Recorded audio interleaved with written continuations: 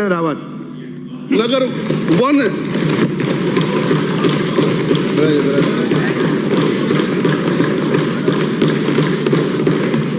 माननीय अध्यक्ष महोदय, मांग संख्या 42 जल संसाधन एवं इंदिरा गांधी नहर योजना अनुमान वर्ष 2024-25 का जवाब देने का आपने अवसर दिया, इसके लिए मैं आपका धन्यवाद ज्ञापित करता हूं। साथ ही सर्वप्रथम आपके माध्यम से मैं माननीय मुख्यमंत्री जी का और माननीय वित्त मंत्री जी का भी हृदय से आभार प्रकट करता हूं कि जिन्होंने जल संसाधन विभाग इंदिरा गांधी नहर परियोजना के लिए विभिन्न महत्वपूर्ण घोषणाएं को इस बजट में सम्मिलित किया।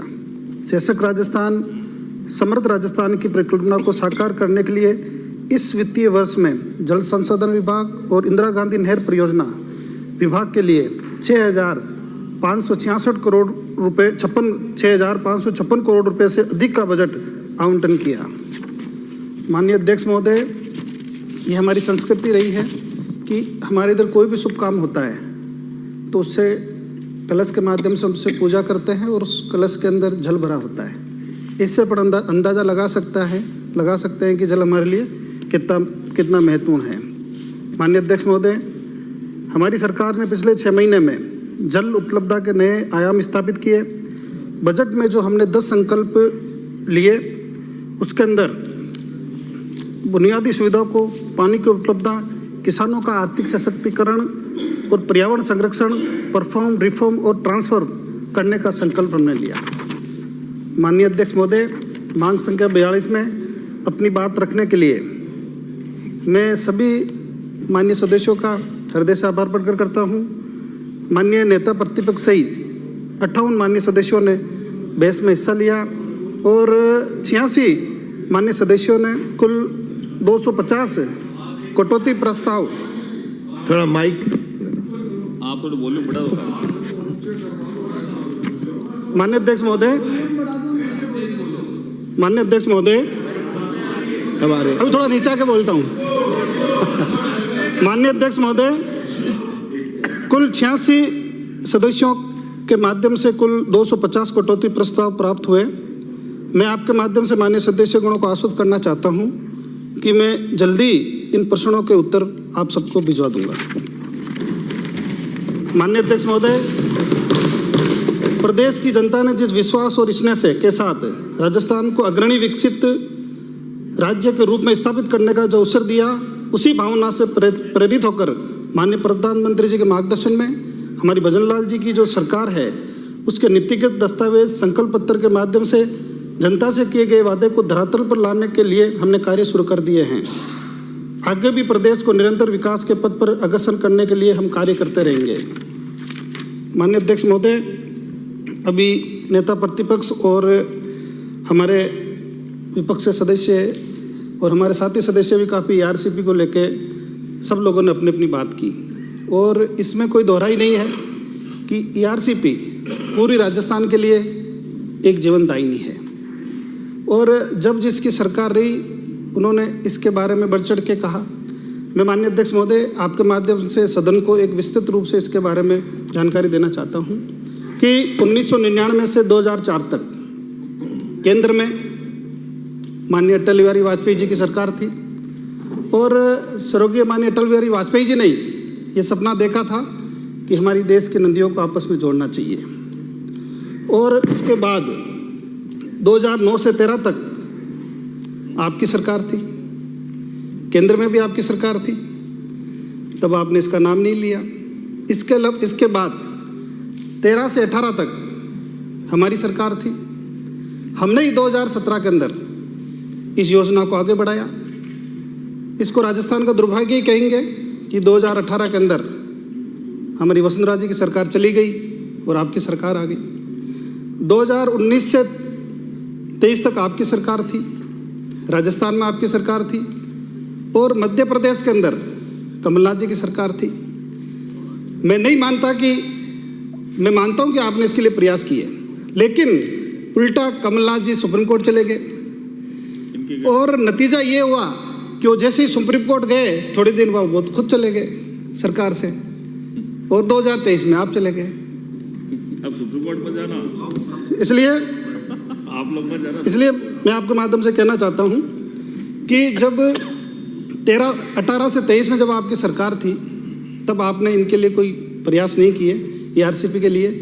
सिर्फ कभी मानेसर, कभी आमेर, कभी जैसलमेर, इसके अंदर ही आप घूमते रहे और नूरा कुश्ती करते रहे। इसी में आपने समय बिता दिया। और जब 2023 के अंदर जब चुनाव सिर पे था, तो एक जादूगरों की मीटिंग हुई और मिलकर मंथन किया कि जादू की छिड़ी कैसे घुमाई जाए जिससे लोगों को अपनी तरफ आकर्षित करें। तो ARCP को जादू की छिड़ी में फिट किया गया। लेकिन मैं धन्यवाद देना चाहता हूँ राजस्थान की जनता को कि वो जादू की छिड़ी में नहीं आए और आप लोगों को आईना दिखा दिया।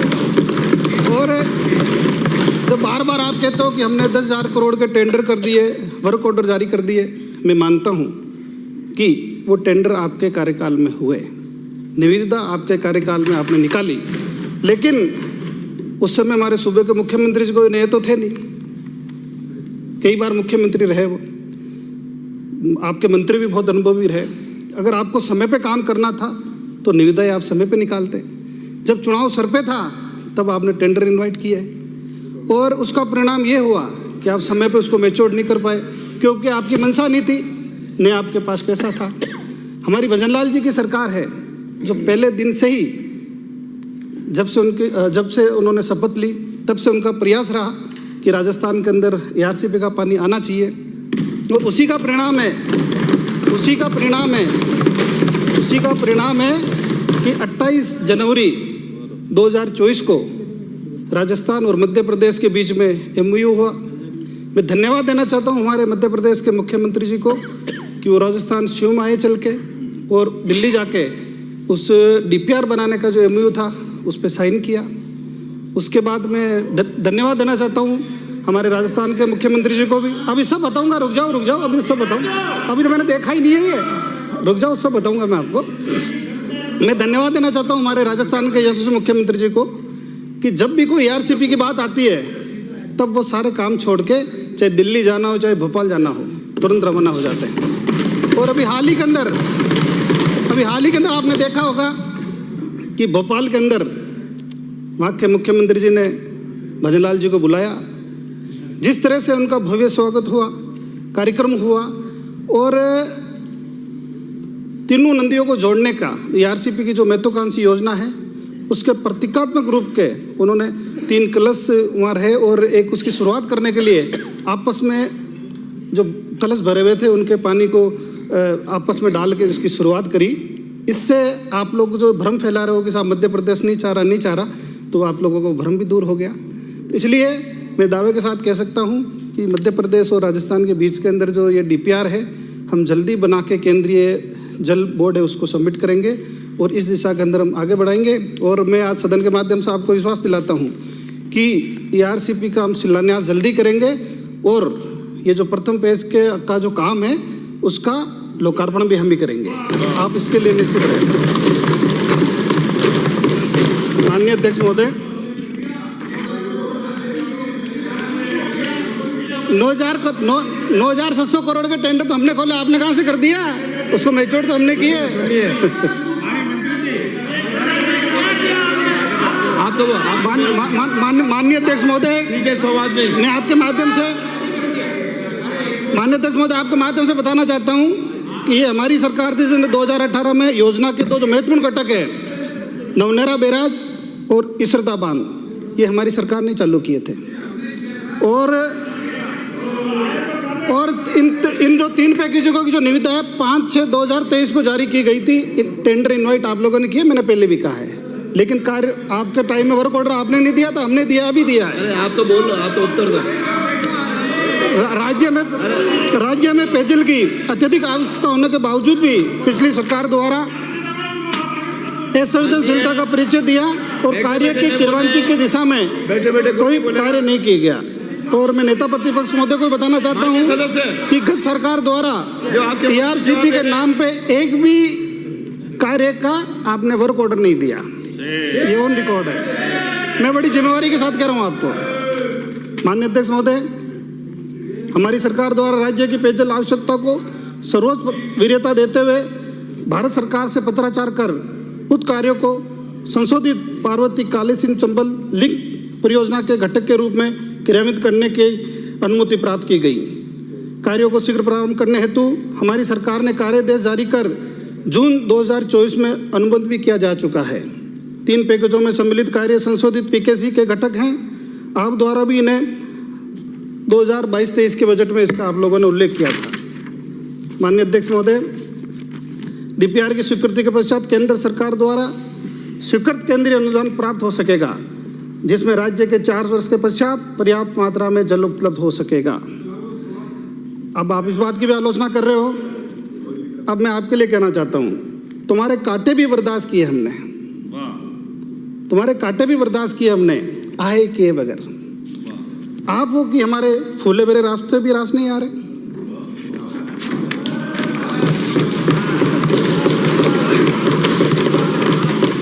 इस योजना के अंदर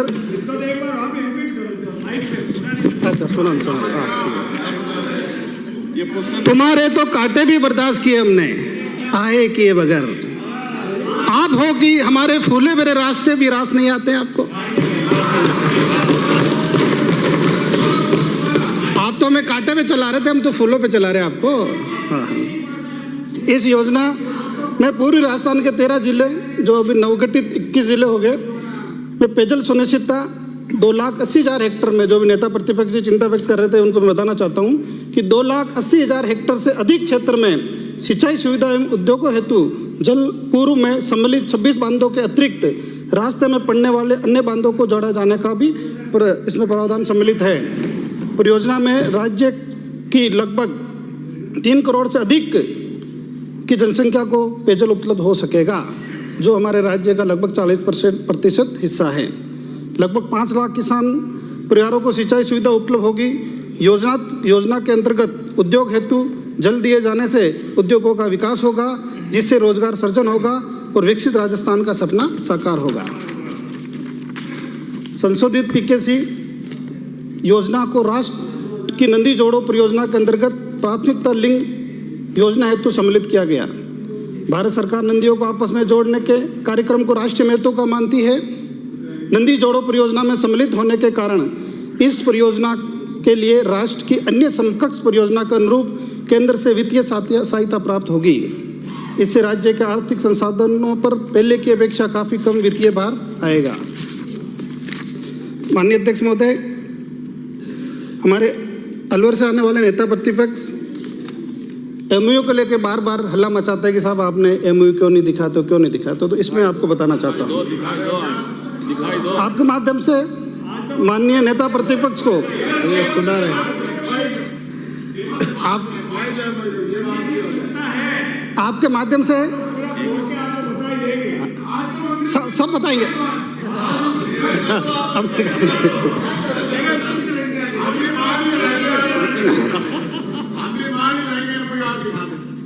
माननीय अध्यक्ष महोदय, मैं आपके माध्यम से नेता प्रतिपक्ष सदन को अवगत कराना चाहता हूं कि 28/1/2024 को मध्य प्रदेश के साथ जो एमओयू किया गया, उसका उद्देश्य मध्य प्रदेश व राजस्थान को एक मंच पर लाए आए वे राज्य की आवश्यकता हेतु अपने क्षेत्र में जल संसाधनों का अनुकूलतम उपयोग करने के लिए डीपीआर तैयार की जाए। आपके शासनकाल में तो एक अविश्वास और गतिरोध का माहौल था। आपका समय तो सरकार बचाने के लिए, जैसे मैंने पूर्व में भी कहा, कि होटलों में बीत गया। हमने विश्वास का माहौल बनाया, जिसके परिणाम स्वरूप मध्य प्रदेश ने एआरसीपी को लेकर माननीय सर्वोच्च न्यायालय में जो दाखिल वाद था उसको विड्रॉ किया। इसमें दोनों राज्यों के मध्य विश्वास का माहौल बना। इसका परिणाम आपने देख लिया कि मध्य प्रदेश के मुख्यमंत्री राजस्थान आए, राजस्थान के मुख्यमंत्री जी मध्य प्रदेश गए। अभी संशोधित पीकेसी योजना की डीपीआर अंतिम चरणों में है, जिसे शीघ्र पूर्ण कर लिया जाएगा।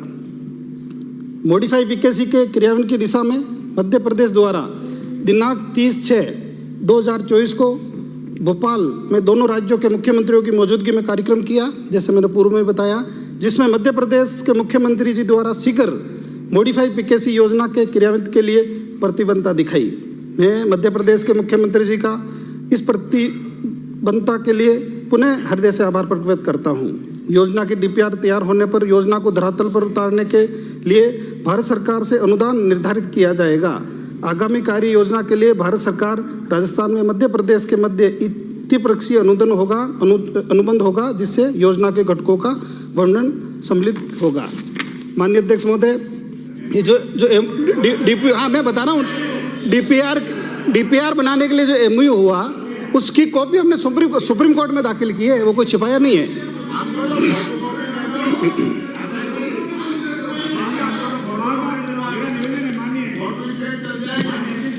आपको ऑप्शन नहीं क्या? अरे मनीष, माननीय अध्यक्ष महोदय, हमारी एक बार सुन लीजिए पूरा। माननीय अध्यक्ष महोदय, एक बार सुन लीजिए फिर। हमारी सरकार भ्रष्टाचार के खिलाफ जीरो टॉलरेंस की नीति पर काम करती है। जब पिछली सरकार आपकी थी तो जनता से जुड़ी योजनाओं में भ्रष्टाचार की बेड़ चढ़ती गई। जालौर में एक कंस्ट्रक्शन फर्म ने सिक्योरिटी मनी के नाम पर फर्जी एफडी लगाकर टेंडर प्राप्त कर लिए। आपकी सरकार में तो जिम्मेदार लोग आंख बंद करके बैठे थे। जब हमारी सरकार सत्ता में आते ही भ्रष्टाचार के खिलाफ हमने कार्रवाई करी। हमने chief engineer, additional chief engineer, SC action सबको सस्पेंड किया।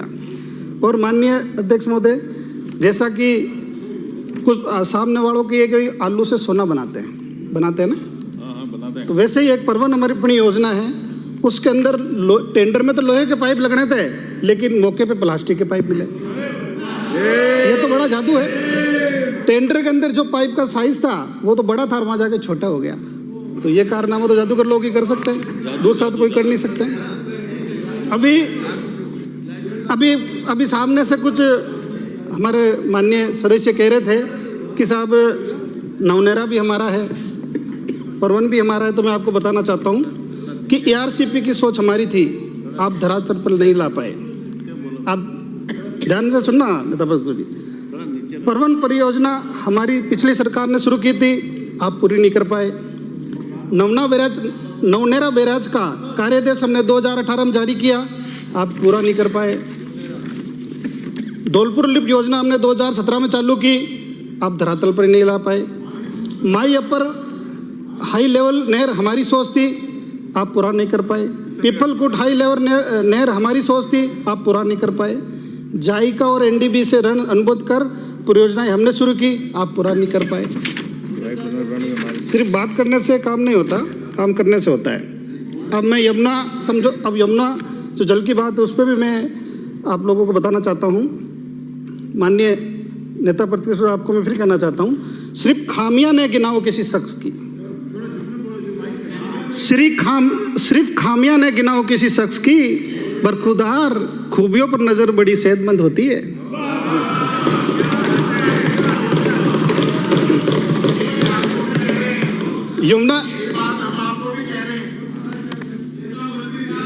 यमुना नदी से पानी की आस, यमुना नदी की अरे यार, आपको सुनाने मैंने दिन भर बैठ कर, हमें भी सुन लो। यमुना नदी की आस हम पिछले 30 वर्षों से लगाए बैठे हैं।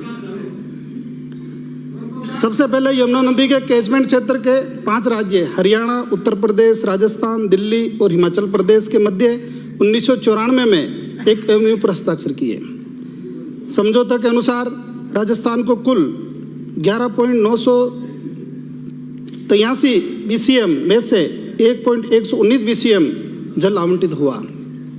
जैसा कि कई लोग चिंता जारी कर रहे थे, मैं आप सदन को अवगत कराना चाहता हूँ। अपर यमुना रिवर बोर्ड की वर्ष 2001 में हुई 22वीं बैठक द्वारा मानसून के दौरान राजस्थान को 1917 क्यूसेक जल हथनीकुंड बैराज एवं 1281 क्यूसेक जल ओखला हेड से आवंटित किया गया। हमारी पिछली सरकार ने हथनीकुंड बैराज से भूमिगत पाइपलाइन द्वारा जल लाने के लिए फिजिबिलिटी रिपोर्ट तैयार कर केंद्रीय जल आयोग को स्वीकृति हेतु वर्ष 2017 में अनुमोदन हेतु प्रेषित की गई थी। फरवरी 2018 में केंद्रीय जल आयोग द्वारा इसे स्वीकृत करते हुए डीपीआर बनाने हेतु सैद्धांतिक सहमति प्रदान की गई थी। मुझे सदन को ये जानकारी देते हुए अपार हर्ष हो रहा है कि 17/2 को यमुना जल के संबंध में राजस्थान, हरियाणा एवं भारत सरकार के मध्य डीपीआर बनाने हेतु एमओयू हुआ। इससे शेखावटी क्षेत्र की वर्षों से यमुना जल की मांग पूरी होने का मार्ग प्रशस्त हुआ। हथनीकुंड बैराज पर राजस्थान को आवंटित यमुना जल को प्रथम चरण में भूमिगत पाइप के माध्यम से लाए जाने की DPR राजस्थान हरियाणा द्वारा भारत सरकार के सहयोग से संयुक्त रूप से तैयार की जाएगी। हथनीकुंड बैराज से हमें 577 MCN जल आवंटित है। इस हेतु राज्य की जनता माननीय प्रधानमंत्री जी का हृदय से आभार प्रकट करती है। माननीय अध्यक्ष महोदय, हमारे मुख्यमंत्री जी ने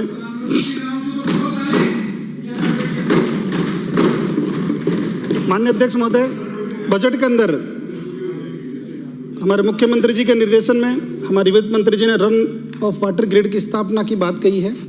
मैं इसके बारे में भी आपको बताना चाहता हूं कि वर्तमान में समूचा विश्व ग्लोबल वार्मिंग एवं इसके दुष्प्रभाव के कारण जलवायु परिवर्तन का सामना कर रहा है, जिसके कारण मानसून अवधि के वर्षा तंत्र में बदलाव आया है। अनेक वर्षों से वर्षा अतिवर्षी तो कहीं अल्पवृष्टि के रूप में सामने आई है। इस बदले जलवायु तंत्र को समझने के लिए गहन अध्ययन की आवश्यकता है। अतिवृष्टि मानव के नियंत्रण के बाहर है। अतिवृष्टि के कारण आमजन, पशुधन, सार्वजनिक संपत्ति को नुकसान की आशंका बनी रहती है एवं जल व्यर्थ बहकर राज्य से बाहर चला जाता है। इसी समय कुछ क्षेत्र जल की कमी से जूझते रहते हैं। इस बड़ी मात्रा में व्यर्थ बहने वाले जल को समुचित उपयोग के लिए हमें बांध व जल संरक्षण की व्यवस्था करने की आवश्यकता होती है। मैं आपको याद दिलाना चाहता हूं, 2019 में चंबल नदी में अत्यधिक आवक से कोटा बैराज के गेट खोलकर लगभग 7 लाख क्यूसेक पानी को निकासी करनी पड़ी थी। इसी प्रकार वर्ष 2022 में भी काली सिंध नदी में अत्यधिक जल आवक से धौलपुर में गंभीर बाढ़ की स्थिति उत्पन्न हो गई थी। राजस्थान राज्य में 2023 में विपर्जोई तूफान आया था, आप सभी ने देखा, जिसके कारण विशेष पश्चिमी भाग में अतिवृष्टि हुई और इसके कारण लूणी नदी का पानी व्यर्थ बहकर अरब सागर में चला गया। माननीय अध्यक्ष महोदय, काली सिंध नदी में बाढ़ के कारण कोटा जिले की सांगो तहसील के कई गांव टापू बन गए। 2022 में धौलपुर में बाढ़ आई, जिसके कारण चंबल नदी ने धौलपुर का एक नया उच्चतम जल स्तर में चढ़ गया। इसके कारण वहाँ लोगों को काफ़ी परेशानी हुई। राजस्थान के समग्र विकास एवं पानी के समूचे उपयोग के लिए वर्ष 2014-15 के बजट भाषण में घोषित 2014-15 के बजट भाषण में घोषित, ये भी हमारा ही था, राजस्थान ड्रिंकिंग वाटर ग्रिड को आगे बढ़ाते हुए पेयजल के साथ साथ कृषि एवं औद्योगिक उपयोग हेतु जल की वर्तमान एवं भविष्य की आवश्यकताओं को ध्यान में रखते हुए व्यर्थ बहकर जाने वाले पानी के सदुपयोग एवं बाढ़ प्रबंधन को दृष्टि से रखते हुए राजस्थान प्रदेश में रन ऑफ वाटर ग्रिड की स्थापना की घोषणा की है, जिससे बाढ़ सुरक्षा प्रबंधन एवं जल के सदुपयोग को सुनिश्चित करने हेतु इस जल को कम जल वाले क्षेत्र के बेसिन में प्रवाहित किया जाएगा। माननीय अध्यक्ष महोदय, चंबल नदी के अधिशेष जल को कम जल उपलब्धता वाले बेसिनों में प्रवाहित करने के लिए संशोधित मॉडिफाई PKC योजना लागू की गई है। यह इसी का हिस्सा है।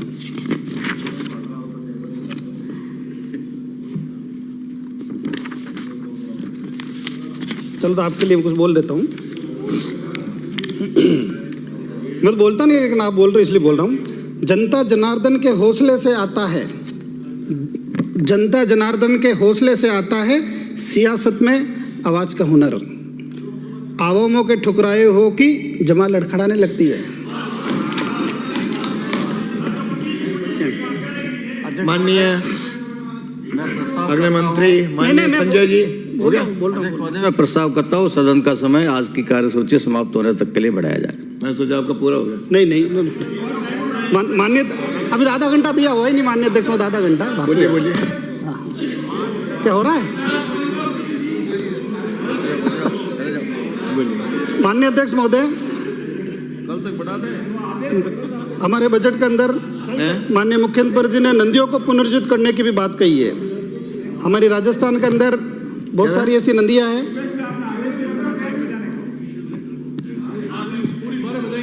क्या कह रहे हो? आप तो बोलो। माननीय अध्यक्ष महोदय, आप तो बोलो भाई। माननीय अध्यक्ष महोदय, बोलता रहो। माननीय अध्यक्ष महोदय, हमारे बजट में माननीय मुख्यमंत्री जी ने नदियों को पुनर्जीवित करने की भी बात कही बैठ दिया, बढ़ाया है जाता और ऋग्वेद में भी नदियों को समस्त प्राणियों के लिए सुखदायी और कल्याणकारी माना है। मौनम यजुर्वेद में भी नदियों के जल को अंतही मानते हुए जल को संचित कर जल प्रबंधन का आह्वान किया है। माननीय अध्यक्ष महोदय, हमारे राजस्थान के अंदर जितनी भी महत्वपूर्ण नदियां हैं उसका हम जीर्णोद्धार करेंगे और उसकी साफ सफाई करेंगे और ये राजस्थान के इतिहास में पहली बार माननीय मुख्यमंत्री जी ने 500 करोड़ की लागत से, जिसमें बांधों की भराव की पुनर्स्थापना भी शामिल है, ये आदि हम कार्य कराएंगे और तो नदी और नालों के बाढ़ की जो आवक है उसके अंदर साफ सफाई का कार्य भी हम कराएंगे। इसके साथ ही नहरों के जीर्णोद्धार के साथ ही 100 एनीकट और बांध के लिए भी माननीय मुख्यमंत्री जी का मैं धन्यवाद ज्ञापित करता हूँ कि उन्होंने बजट के अंदर घोषणा करी। इसके अलावा जल संसाधन विभाग की कुछ हमारी महत्वपूर्ण वृहद परियोजनाएं हैं, उसके बारे में भी मैं संक्षिप्त में आपको बताना चाहता हूं कि हमारी परवन बहुउद्देशीय जो सिंचाई परियोजना है, इसके लिए मैं वर्ष 2024-25 में इस पर 750 करोड़ रुपए खर्च करेंगे। हमारी धौलपुर लिफ्ट सिंचाई परियोजना है, इसके ऊपर हम 2024-25 में 150 करोड़ रुपए खर्च करेंगे। हमारी काली तीर परियोजना है, उसके ऊपर वर्ष 2024-25 में 275 करोड़ रुपए खर्च करेंगे। हमारी नवनेरा बैराज परियोजना है, इसके ऊपर हम वर्ष 2024-25 में 150 करोड़ रुपए खर्च करेंगे। माई अपर हाई लेवल केलान है, इसके ऊपर हम 2024-25 में 550 करोड़ रुपए खर्च करेंगे। पीपलकुट हाई लेवल केनाल परियोजना है, इस पे हम 550 करोड़ रुपए खर्च करेंगे। हमारी प्रमुख प्रकृति मध्य जो सिंचाई परियोजनाएं हैं, कुल 5 परियोजनाएं हैं, जिसके अंदर गरड़दा, तकली, गंगी, तलाई, हथियादे आदि योजना है, इसके ऊपर भी हम 91 करोड़ रुपए खर्च करेंगे। इस तरह से माननीय मुख्यमंत्री जी का मैं धन्यवाद ज्ञापित करता हूं कि राजस्थान के समग्र विकास के लिए उन्होंने चौमुखी बजट हमारे विभाग को दिया। हम सिद्धमुख नहर सिंचाई परियोजना, इसके बारे में भी मैं सदन को अवगत कराना चाहता हूं कि सिद्धमुख नहर सिंचाई परियोजना से हनुमानगढ़ जिले की नहर व भादरा तहसील तथा चूरू जिले की सादुलपुर तहसील का 1,11,558 हेक्टेयर क्षेत्र संचित हो रहा है। सिद्धमुख नहर एवं अमर सिंह सब ब्रांच परियोजनाओं की नहरों के रीलाइनिंग कार्यों की घोषणा तो पूर्ववर्ती सरकार द्वारा की गई थी, किंतु कार्य अभी तक संपादित नहीं किए गए। हमारी सरकार द्वारा जायका में वित्त पोषित पार WSLIP के अंतर्गत उक्त क्षेत्र की नहरों के जीर्णोद्धार हेतु 267 करोड़ रुपए और 16 लाख रुपए की लागत से कुल 6 कार्य कराए जाएंगे। मैं सबसे पहले बीकानेर सियासत के पूर्व महाराजा श्री गंगा सिंह जी को नमन करता हूं और बहस के दौरान कई सदस्यों ने भी उनको याद किया, इनका भी मैं धन्यवाद ज्ञापित करता हूं, जिनकी सूझबूझ और अथक प्रयास के परिणाम स्वरूप गंग नहर का निर्माण वर्ष 1922 से 1927 की अवधि में हुआ। तत्पश्चात समय समय पर इसका आधुनिकीकरण जीर्णोद्धार कराया गया। इस नहर से श्री गंगानगर जिले के 3,14,000 हेक्टेयर क्षेत्र में सिंचाई सुविधा उपलब्ध कराई जा रही है। गंग नहर सिंचाई परियोजना में टेल क्षेत्र तक के काश्तकारों को समय पर आवश्यक मात्रा में जल उपलब्ध कराने की मांग काफी अरसे से की जा रही है। इस हेतु बेहतर जल प्रबंधन तथा पानी का दक्षतापूर्ण उपयोग सुनिश्चित करने के उद्देश्य से 695 करोड़ की लागत से नहर व मेघों के पानी की मात्रा के नियंत्रण एवं वितरण हेतु ऑटोमेशन का कार्य कराया जाएगा। इस हेतु CWTC द्वारा DPR अनुमोदित की जा चुकी है। गंग नहर परियोजना को फिरोजपुर फीडर के माध्यम से पानी प्राप्त होता है। फिरोजपुर फीडर काफ़ी पुरानी होने के कारण इसकी लाइनिंग क्षतिग्रस्त हो चुकी है, जिससे ये अपनी निर्धारित क्षमता 11,192 क्यूसेक के अनुसार पानी नहीं ले पाती है। इससे गंग नहर परियोजना के काश्तकारों को काफ़ी नुकसान हो रहा है। इस फीडर के पुनर्निर्माण हेतु पिछली सरकार द्वारा भी घोषणा की गई थी, किंतु अभी तक कार्य संपादित नहीं हुआ। अब हमारी सरकार द्वारा फिरोजपुर फीडर के पुनर्निर्माण हेतु 200 करोड़ रुपए का प्रावधान किया गया है। इस कार्य की DPR पंजाब द्वारा तैयार की जा रही है। इसके अलावा मैं कुछ नई जो घोषणाएं हैं उसके बारे में भी बताना चाहता हूं, कुछ हमने नवाचार किए उसके बारे में भी बताना चाहता हूं। माननीय अध्यक्ष महोदय, हमारे विभाग में जल स्रोतों, बांधों, नहरों तथा सभी जल वितरण संबंधी समस्त विवरण जनता को सहजता से उपलब्ध हो, इसके लिए जल संसाधन सूचना प्रणाली को डेस्क बोर्ड विकसित किया गया, जिसका 15 मार्च 2024 को लोकार्पण किया गया था तथा वर्तमान में लाभान्वितों के लिए उपलब्ध है। जल संसाधन के मॉड्यूल में वर्षा, बांध, नहर, स्काडा, हाइड्रोमेट स्टेशन के आंकड़े व पुराने रिकॉर्ड इत्यादि एवं भूजल विभाग के मॉड्यूल में भू जल की स्थिति के आंकड़े उपलब्ध है। वर्तमान में बांध मॉड्यूल में 805 बांधों का ऐतिहासिक डेटा उपलब्ध है, जबकि 88 बांधों का लाइव डेटा पोर्टल पर उपलब्ध है। माननीय अध्यक्ष महोदय, हमारे चंबल बेसिन में राज्य के 3 महत्वपूर्ण बांध राणा प्रताप सागर, जवाहर सागर व कोटा बैराज को निर्मित किए हुए लगभग 55 से 60 वर्ष हो चुके हैं। अतः उपरोक्त बांधों एवं राज्य के चंबल नदी के किनारे स्थित जिलों की सुरक्षा की दृष्टि से तीनों बांधों के गेट बदलकर नए गेट लगाए जाएंगे, जिसकी अनुमानित लागत 110 करोड़ रुपए की होगी। राज्य के बड़े बांधों की सुरक्षा निर्धारित किए जाने हेतु नवीनतम तकनीकी से बने हुए उपकरणों को प्रथम चरण में 14 बांधों में राशि 20 करोड़ रुपए से किया जाएगा। राज्य के प्रत्येक माइक्रो सेट से सतही व भूजल की समग्र योजना बनाए जाने हेतु प्रत्येक माइक्रो सेट की सतही एवं भूजल की स्थिति का आकलन, इसमें बने हुए बांध, तालाब, जलाशय का चिन्हीकरण, माइक्रो सेट में कृषि, पेयजल एवं अन्य उपयोग हेतु आवश्यक जल व उपलब्धता के अतिरिक्त भूमि की स्थिति का आकलन किए जाने हेतु डीपीआर राशि 40 करोड़ रुपए बनाई जाएगी, जिसको वेब पोर्टल पर देखा जा सकेगा। गत वर्ष गंगनेर में बाढ़ की स्थिति उत्पन्न होने पर तहसील हनुमानगढ़, टीबी व पीलीबंगा के आबादी क्षेत्र में जान में माल की सुरक्षा का खतरा उत्पन्न हो गया था। गत सरकार के कार्यकाल में इस हेतु पर्याप्त बजट उपलब्ध नहीं कराए गए।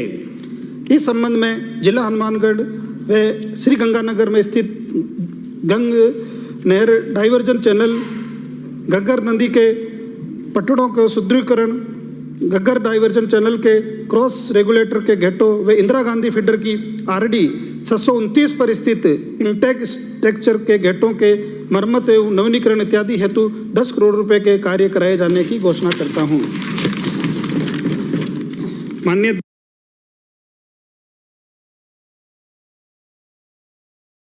अध्यक्ष महोदय, इसके अलावा मैं इंदिरा गांधी नहर विभाग के बारे में भी सदन को अवगत कराना चाहता हूं।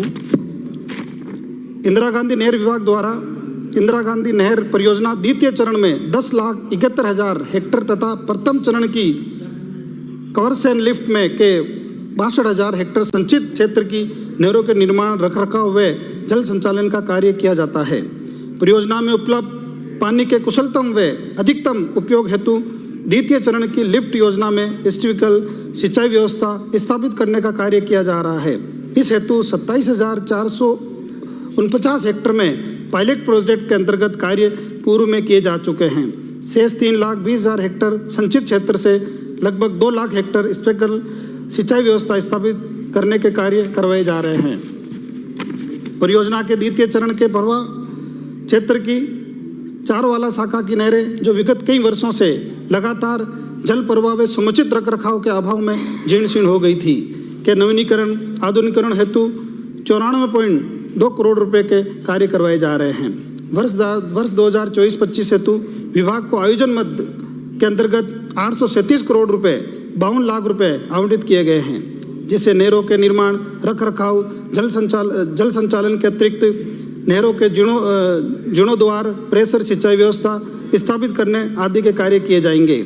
इस वर्ष डॉक्टर करण सिंह लिफ्ट नहर में सहस्रे 14,500 हेक्टेयर क्षेत्र में लगभग 270 करोड़ रुपए की लागत के कार्य प्रारंभ करवाकर सिंचाई सुविधा उपलब्ध कराया जाना प्रस्तावित है। चौधरी कुंभाराम आर्य लिफ्ट नहर में सहस्रे 33,000 हेक्टेयर क्षेत्र के लगभग 200 करोड़ रुपए की लागत के कार्य प्रारंभ करवाकर सिंचाई सुविधा उपलब्ध कराया जाना प्रस्तावित है।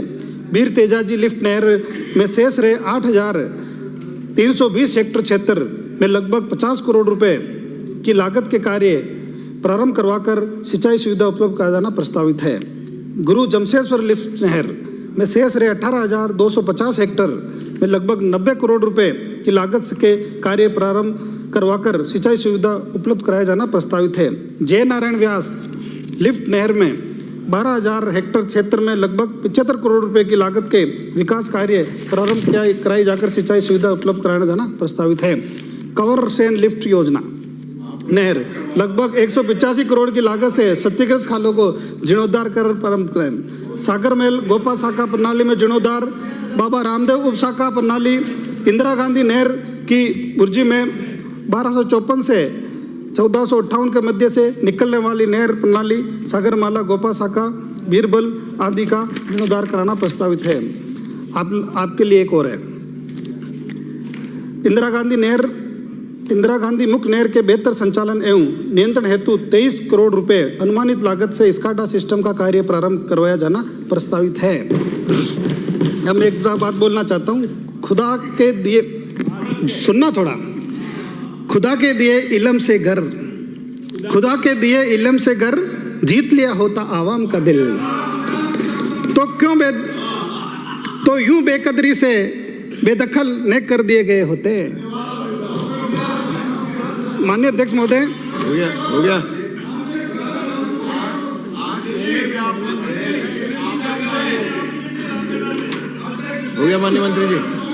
माननीय मंत्री जी बोलो, बाकी है तो बोलो, और बाकी हो तो बोलो बड़ा। माननीय अध्यक्ष महोदय, मत ध्यान दो। माननीय अध्यक्ष महोदय, आधा हो गया, अभी आधा हो गया, पूरा हो गया, आधा बाकी है। माननीय अध्यक्ष महोदय, मैं रामगढ़ बांध के बारे में मैं बताना चाहता हूँ।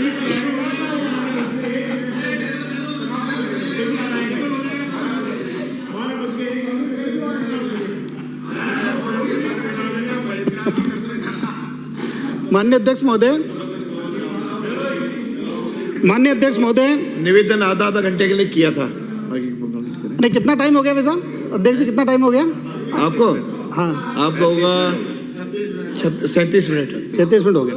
बस माननीय अध्यक्ष महोदय 5 मिनट और लूंगा। मैं रामगढ़ बांध के बारे में आपको बताना चाहता हूँ। माननीय नेता प्रतिपक्ष जी ने इस सदन में 16 जुलाई को रामगढ़ बांध की स्थिति पर चिंता जताई थी। जयपुर शहर की इस महत्वपूर्ण बात पर सदन का ध्यान आकर्षण करने के लिए आपने जो मौका दिया, इसके लिए मैं आपका धन्यवाद ज्ञापित करता हूँ।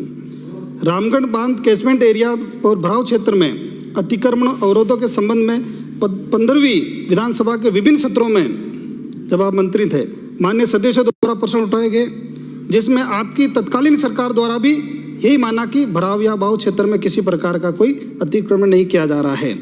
जो भी अतिक्रमण या अवरोध चिन्हित किए गए थे, उन्हें जल संसाधन विभाग, जेडीए और राजस्व विभाग द्वारा समय समय पर हटाया जा रहा है। रामगढ़ बांध की समस्या गंभीरता को समझने के लिए सदन को कुछ तथ्यों से मैं अवगत कराना चाहता हूँ। बांध का भराव क्षेत्र, बाहु क्षेत्र, कैचमेंट एरिया और ओवरफ्लो, ये सब मिलके एक बांध की संरचना होती है। तो बांध का जो जलग्रहण क्षेत्र है वह संपूर्ण क्षेत्र है जिसमें सबसे दूरी से पानी की आवक होती है। इस क्षेत्र में खेत, सड़क, परवा क्षेत्र, नदी, नाले एवं पहाड़ सब कुछ समावित है। रामगढ़ बांध का कुल जलग्रहण क्षेत्र लगभग 76,900 हेक्टेयर है। कितना?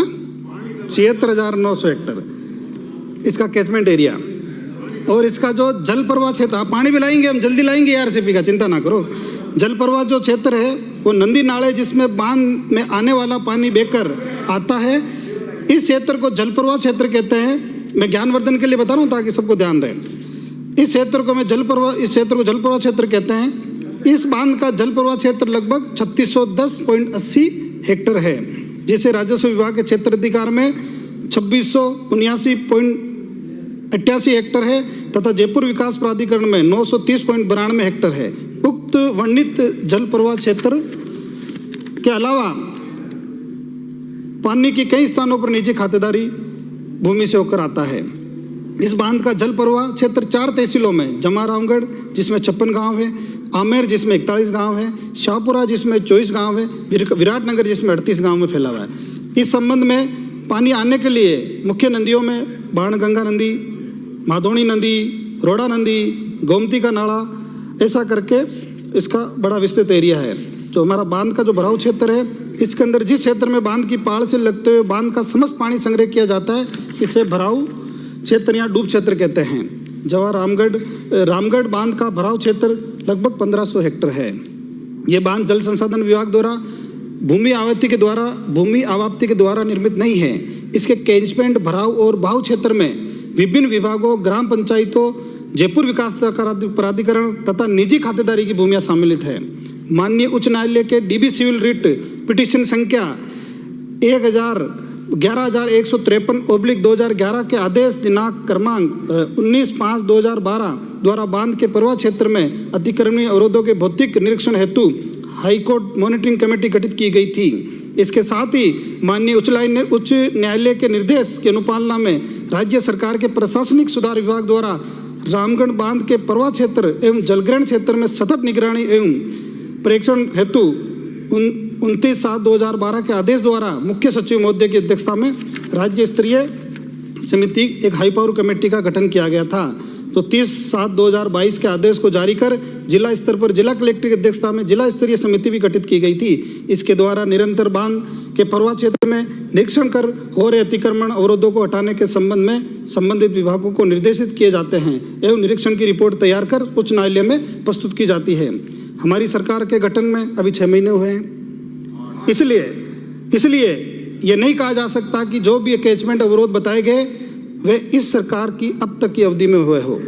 फिर भी हम इस समस्या को गंभीरता को देख लेते हुए निकट भविष्य में प्रभावी कार्रवाई करेंगे। रामगढ़ बांध के भराव क्षेत्र का सर्वे कराकर वर्तमान स्थिति का नक्शा तैयार किया जाएगा तथा भराव क्षेत्र के कसरा संबंधी जानकारी एकत्रित कर रिपोर्ट तैयार किया जाएगा और रामगढ़ बांध के भाव क्षेत्र में आने वाली प्रमुख नदियों के संपूर्ण भाव क्षेत्र की वर्तमान स्थिति के बारे में अवरोध और अतिक्रमणों को रिमोट सेंस ड्रोन से हम सर्वे कराएंगे और पूर्वी राजस्थान नहर परियोजना है उसको इस श्रद्धा से रामगढ़ बांध को भरने का भी हमने निर्णय लिया है। इस वर्ष के बजट प्रावधानों में नदी और नालों के बांधों की साफ सफाई जीर्णोद्धार के लिए 500 करोड़ का प्रावधान रखा गया है। इसी बजट में से इस बांधों के अवरोधों साफ सफाई के कार्य में भी व्यय किया जाएगा। इससे हमारी सरकार पूर्वजों की इस अमूल्य धरोहर को बचाने के लिए हमारा हम हर संभव प्रयास करेंगे। और जो भी मैं धन्यवाद देना चाहता हूं हमारे पत्रकार मित्रों को, कुछ अखबारों में प्रमुखता से ये खबर छपी, इससे हमारे पूर्ण रूप से संज्ञान में आया और विधानसभा के अंदर जो प्रश्न का जो विषय उठाया था उसके लिए भी हमने जांच के लिए कमेटी बना दी है। अगर कोई अधिकारी इसके लिए दोषी होगा तो हम उसके खिलाफ भी कार्रवाई करेंगे और किसी भी सूरत में हम किसी प्रकार का कोई अतिक्रमण हम बर्दाश्त नहीं